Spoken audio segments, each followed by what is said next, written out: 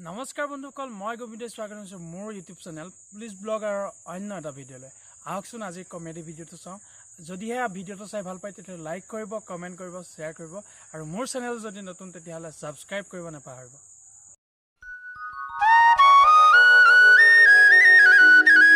এবাৰ কি হ'ল জানা এই লগৰ বন্ধুটাৰ লগত ভাওনা চাবলৈ গ'লো ভাওনা মানে এই ৰাস্তাৰ পৰা অলপ আঁতৰলৈ মানে নামঘৰ এভাগ কেঁচাকৈ বনাই লৈছিলে টিঙৰ ঘৰ এটা বনাই লৈছিলে তাৰপৰা লাইনটো মানে টানি বৰ্ড এখন মানে ফিটিং কৰি থৈছিলে তাৰপৰা ল'ৰাটোৱে একদম দৈত্য ভাও লৈছিলে কেঁচা বাঁহৰ ত্ৰিশূল এডাল আৰু লৈ এই যে ফুল কাটি কাটি যে চাচে তেনেকৈ চাচি পেলাই একদম দৈত্য ওলাই গৈছেহে দৈত্য ওলাই গৈ মোচন দিছে আৰু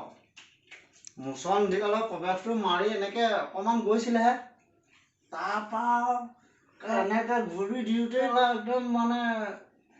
ত্ৰিশূলৰ মোচনত কেঁচা বাঁহৰ ত্ৰিশূল বৰ্ডখনত লাগি লৈ এনেকৈ এনেকৈ ফুৰিছে ধপধপাই ফুৰিছে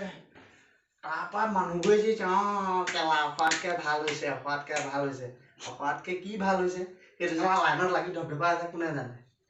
তাৰপৰা সাঁচকৈ যেতিয়া হৈ পৰিছে তেতিয়াহে মানুহে গম পাইছে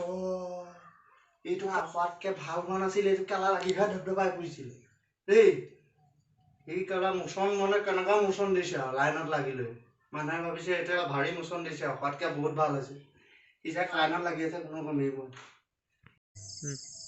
তো বন্ধুসকল ভিডিঅ'টো চাই যদি ভাল পালে তেতিয়াহলে লাইক কৰিব কমেন্ট কৰিব শ্বেয়াৰ কৰিব আৰু মোৰ চেনেলটো যদি নতুন তেতিয়াহলে সাবস্ক্ৰাইব কৰিব নাপাহৰিব